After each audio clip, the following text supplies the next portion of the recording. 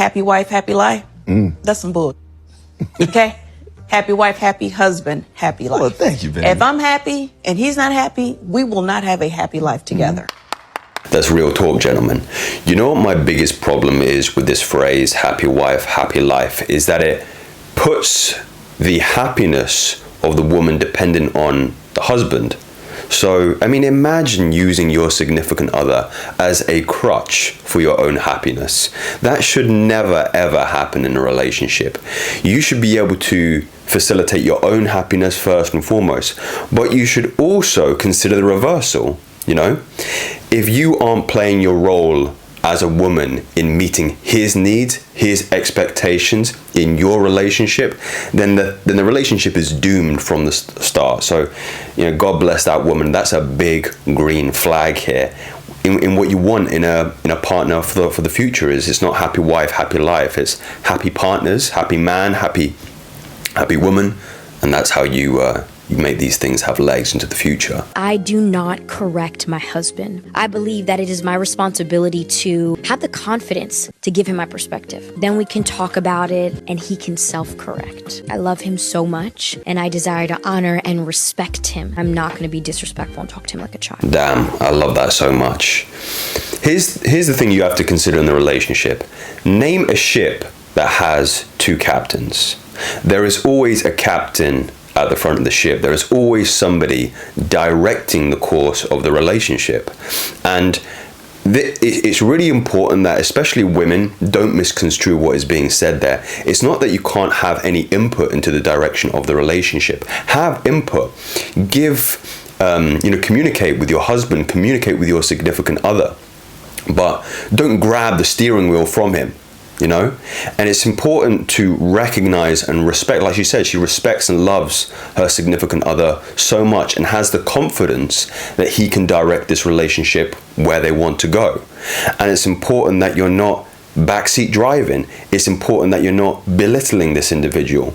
If you as a woman don't have confidence in your man's ability to lead, then you shouldn't be in a relationship, full stop. What do you bring to the table when you're in a relationship? Loyalty, sarcasm. I'm really hoping one day I can be the girl who can bring sarcasm to my relationship. Oh, I'm very sarcastic. If you can't get my sarcasm, we're not going to work. Without you even asking, I'll do something to make sure that your day is easier or that your life is easier. Gotcha. If he's having a bad day, I make sure like the food is cooked and that like the house is nice and clean. So when he comes home, he can ignore me for 5 minutes and breathe and have some time to himself. This is actually the best answer we've had. Damn, man. A response like that is such a rare find nowadays. And I can't help but think back to that initial video and the problem with the phrase happy wife, happy life is that, again, it puts no respect, it puts no empathy in respects to the man's role. So, I mean, that's a 10 out of 10 answer, just making sure that you're providing that feminine and nurturing role to help his day, to ease the hard parts of his day, because, you know, he doesn't want to come back to harshness, the hardness of the masculine, which is typically more associated with occupation, working, getting the bag, and she's just relaxing into her feminine. You know, she said she's going to provide food for him, make sure things are nice and clean. Again, that softness, that's what not just me, but we as men want in our significant other, is that if I'm bringing that masculine essence to the relationship, I don't need more of it. That's why you hear countless times, we don't give a fuck about how much money you make.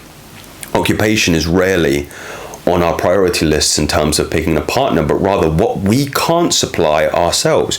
We can handle the occupation, we can handle the work, that's not an issue, but what we can't facilitate in ourselves is that softness, is that femininity, is that nurturing role, because you play it far better than we can. What's the best relationship advice y'all can give? Okay, this is my best advice, and this is awesome advice, so listen closely. All right, cool. A marriage is not 50-50. Because if you give half, then you expect them to give half. It's 100%, 100%. That means you give all and they give all. And then it's never how much you gave versus them. You both give everything. More real talk, more green flags in women. Where do we find these women, man? I mean, she hit the nail on the head. A relationship isn't 50%, 50% because there's an expectation on the other person to meet you halfway. No, it's 100%, 100%. If you are in a relationship with a woman, or if you're a woman in a relationship with a man, and you have plans for this thing to move into the future, and you know this to be a white picket fence ideal, then you have to give all of it. You can't leave anything on the table, because there are going to be some rough patches. Believe in me, and I hope you're not naive enough to think that, you know, you believe in this Disney kind of fairy tale of happily ever after, because it's not going to happen. You're going to have rocky patches, even in the best relationships. But what she said there, if you're only giving 50% when things get tough, things are going to fall apart. And it's more important than ever than in those moments where maybe you're not gelling, maybe there's little arguments here and there, and you can feel, let's say, the fragility of the relationship, that you just dig in deeper and you give your all, because you'll be at peace with it at the end if things do happen, if things do fall apart, because you can safely say, or look back on that happy memory and say, I did all that I could.